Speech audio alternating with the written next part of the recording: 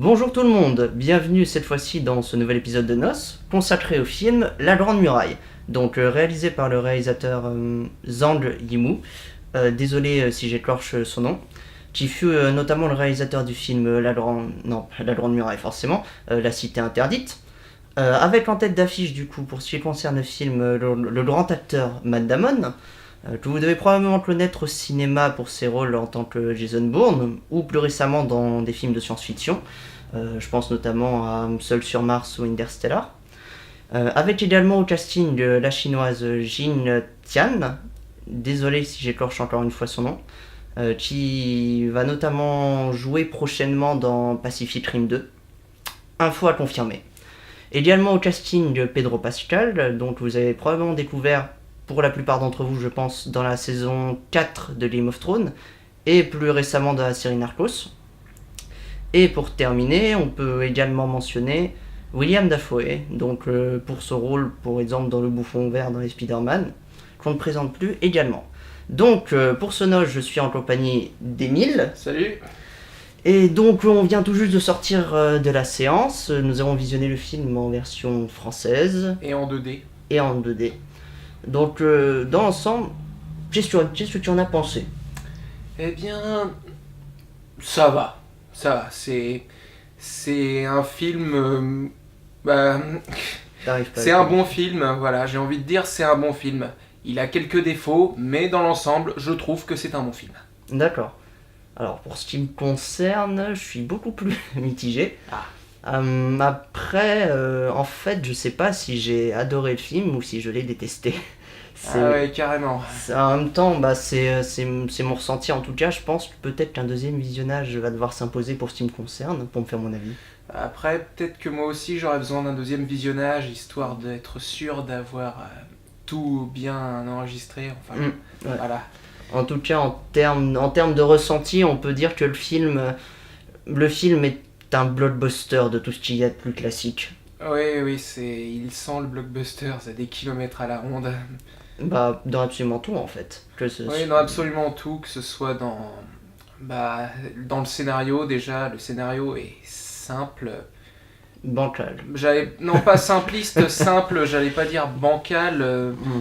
Voilà, il y a quand même quelques idées, mais dans l'ensemble, c'est vrai que c'est clairement un blockbuster. C'est tout. Dans beaucoup de blockbusters qui sortent aujourd'hui, de toute façon, le scénario, c'est loin d'être la priorité habituelle pour ce qui concerne le film. Ouais, c'est surtout cette idée d'en mettre plein la vue avec les effets spéciaux et les acteurs aussi. Les acteurs qui jouent relativement tous bien. Oui, très bons acteurs. En même temps, Matt Damon, comme tu le disais, William Dafoe, ces deux acteurs en particulier, ils n'ont plus rien à prouver. Ils ont déjà une carrière qui prouve qui montre que ce sont de très bons acteurs. Voilà. Après, ils ont joué dans... William Dafoe, il a joué dans quelques films pas terribles, mais sinon Matt Damon... j'ai pas le souvenir de l'avoir vu dans un mauvais film, en tout cas, Matt Damon. Mais il en a probablement fait, mais moi non plus, j'en connais pas. Et sinon, pour l'acteur, oui, Pedro Pascal, ouais. J'ai pas vu beaucoup de films et de séries sur lui, donc je sais pas ce qu'il vaut, mais franchement, il m'a convaincu dans Game of Thrones, donc... Disons que un peu pareil que toi, en fait. Les peu d'apparitions que j'ai pu voir de Pedro Pascal... je suis tout de suite un peu tombé amoureux de cet acteur. Après, dans le film, c'est peut-être un des rôles les plus contestables. Peut-être contestable, je sais pas si c'est le mot approprié. Il est suffisamment présent, il joue son rôle comme il doit le jouer. Mais peut-être que le personnage en lui-même, le personnage qu'il joue est assez sous-exploité. J'ai trouvé en tout cas. Ouais, moi je dirais pas sous-exploité, je trouve juste... il est utile, mais c'est surtout vers la fin que je regrette de ne pas le voir intervenir à la fin en fait. Je regrette qu'il apparaisse pas à la fin où où le climax est à son paroxysme et qu'il apparaisse là où l'espoir a disparu, tel un Deus Ex Machina. Oui, je vois ça. Je trouve ça dommage. Non, On devrait peut-être expliquer déjà c'est quoi le scénario avant Le, de parler le scénario, oui. Après, en abordant le scénario, on entre du coup peut-être en zone spoiler, pour le coup. À moins qu'on n'attaque pas tout de suite l'analyse du scénario.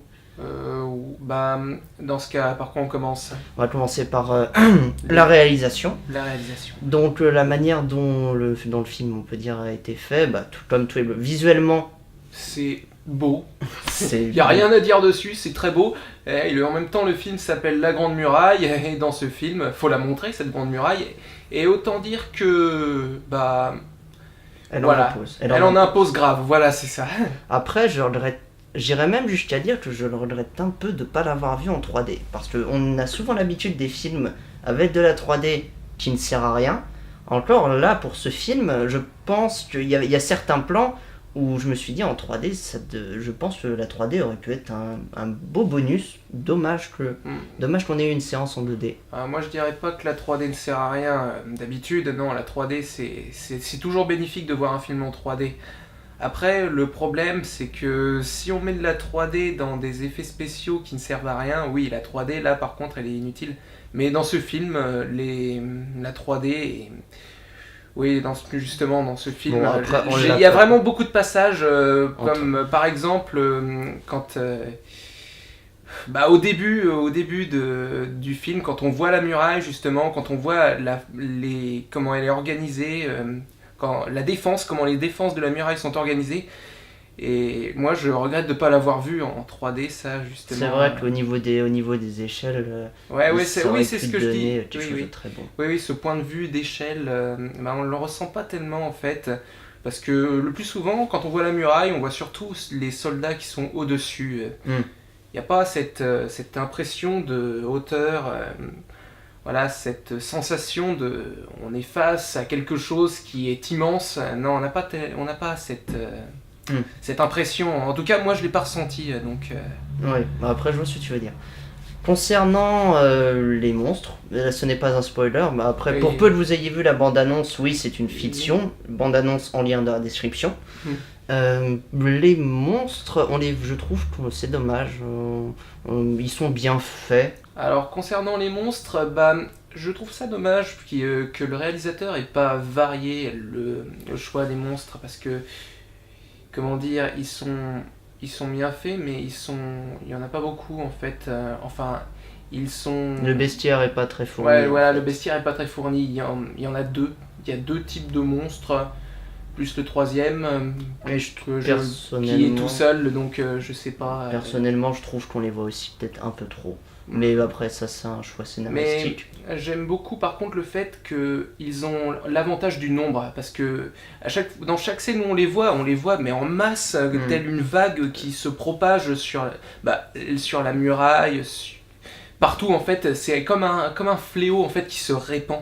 L'impression de masse qu'il y avait dans la bande-annonce d'ailleurs, elle est très bien reproduite dans le film. Ça c'est un point évident. Après, concernant la manière dont c'est filmé, je trouve ça pas révolutionnaire. C'est propre, il y a pas vraiment. Je trouve par contre, il y a des moments de dialogue où où il y a plusieurs acteurs en fait. J'entends par là, où notamment les scènes où il y a des assemblées. J'ai trouvé ça un peu cafouillé dans le montage, on savait pas trop qui parlait, on pouvait uniquement se référer aux voix.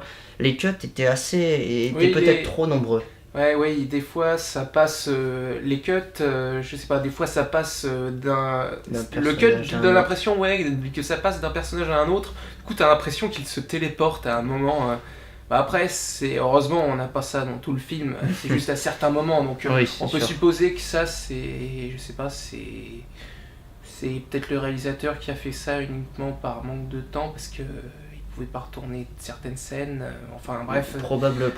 Quoique, il y a une belle scène de transition, après oui, on peut pas trop spoiler. Il y a une scène où on les voit vers le bas de la muraille. Ensuite, on fait une transition avec les gens qui sont au milieu de la muraille, qui sont en train de travailler. Et aussitôt arrivé au sommet de la muraille, on les revoit. Moi, comme transition, j'ai bien aimé cette transition. Je vois de quelle transition tu parles. Concernant la musique. Ah, la musique. J'ai détesté. j'ai adoré. C'est... Non, la musique est prenante, c'est... Durant les scènes de bataille surtout, cette montée, ça accompagne parfaitement l'action, je dirais même que ça... Voilà, s'ils avaient... alors ça c'est un truc que je trouve très bien, ils ont pas foutu de bande son, dans le sens où c'est pas de la musique de groupe, de la musique... voilà, ils auraient pu, je sais pas moi, mettre un truc rock par-dessus la scène de bataille, mais finalement ils l'ont pas mis, ils ont mis de la vraie musique à la manière d'un Seigneur des Anneaux. Quand je disais que je la détestais, je détestais pas en disant que c'était pas de la vraie musique, personnellement. C'est juste, objectivement parlant, je pense que tu as raison, la musique est parfaitement adaptée à la bataille, Ouais. mais subjectivement parlant, quand j'entendais la musique, j'avais pas le sentiment qu'il y avait du danger. Ah bon? Ah oui, totalement. Bah, c'est vrai que, En fait, après, on sait quand on regarde un blockbuster que bon, ils jouent rarement dans le drame. Ils prennent rarement le risque du dramatique. Mais de là, je me suis dit, même la musique reflète cette idée-là. Et c'est ça qui m'a un peu déçu et qui fait que j'ai pas la musique, mais bon, enfin totalement oubliable. C'est vrai que la musique a un petit côté trop épique, trop copié sur le Seigneur des Anneaux, dans le sens où il balance des Et pas uniquement le cuivres, Seigneur des des sons Anneaux. puissants, oui, mais après, pour moi, la musique... C'est dur de et- faire de l'innovation dans ce genre de ouais, musique. oui, de toute voilà, manière. c'est ça le problème, c'est que... Après, peut-être que d'ici, je sais pas, dans un autre film, on verra des compositions qui révolutionneront Le le genre cinéma. épique, ouais. Ouais, oui.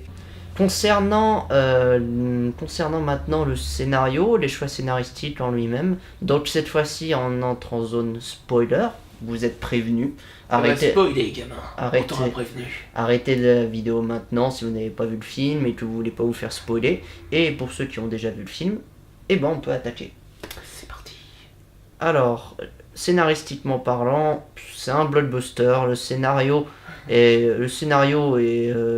comme un scénario de blockbuster, c'est-à-dire il est pas très travaillé. Les personnages, j'ai trouvé Un grand classique, voilà. un Y grand a pas trop, classique. je dirais la structure en 3 actes, non, il n'y a pas vraiment cette... Enfin si, on a l'introduction, on a le dénouement, on a...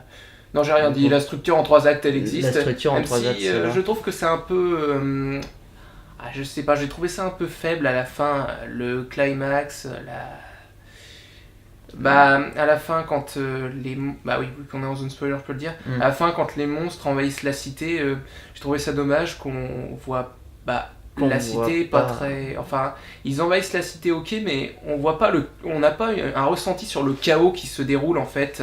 En fait, ce qui s'est C'est passé, plus les monstres envahissent la cité, mais c'est tout. ce Y qui a s'est pas de- passé, y c'est a pas. qu'il y a eu une ellipse entre le Ouais. moment où ils arrivent dans la cité et le moment en fait où la cité est déjà envahie, où les soldats de la Grande Muraille arrivent en renfort. Ouais, C'est clair que quand on voit les scènes que ça donnait concernant la muraille, on avait bien envie de voir quand même ce que ça donnait dans la cité. Ouais, je trouve ça dommage. On n'a pas, je sais pas moi, on voit pas l'arrivée des monstres.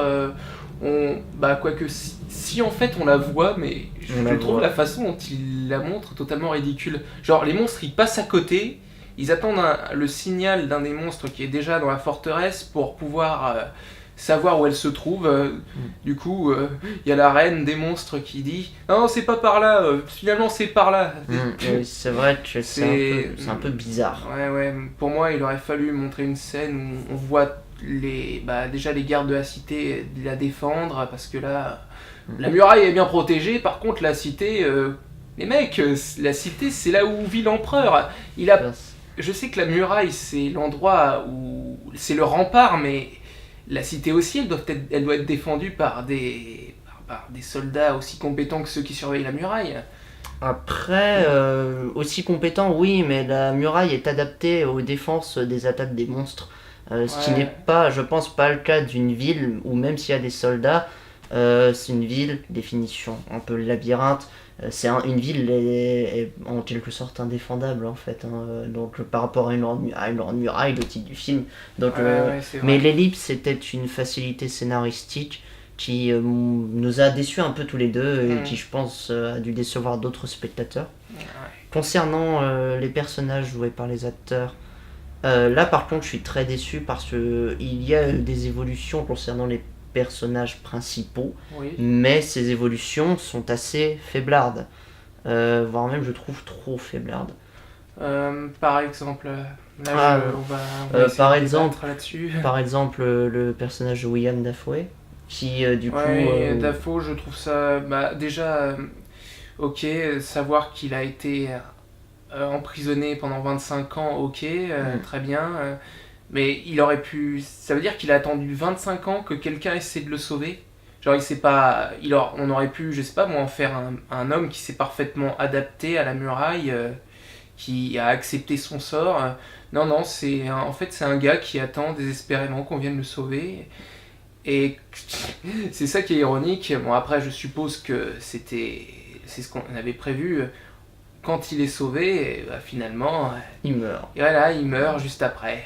C'est un peu triste. C'est un peu triste quand même. Le rôle est très sous-exploité. Ouais, Et pour William Dafoe en plus. Voilà. D'ailleurs, ça me permet de faire une transition sur un élément dont je voulais parler. Je trouve pour un film chinois-américain, on va dire.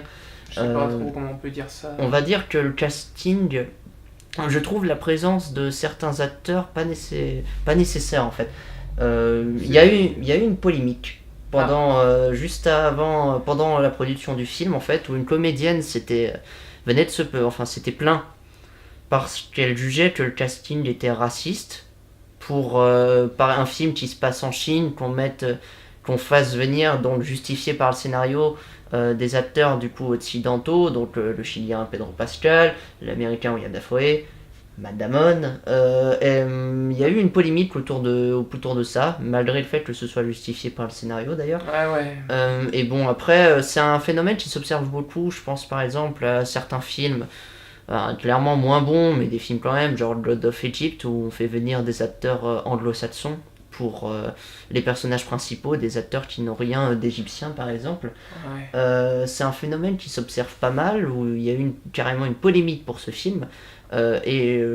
Bon, cette polémique ne s'est pas fait ressentir. Ouais. J'ai ressenti autre chose, c'est que je trouve quand même que les acteurs, les acteurs sont là juste pour assurer une réussite en ce qui concerne sa sortie à l'international.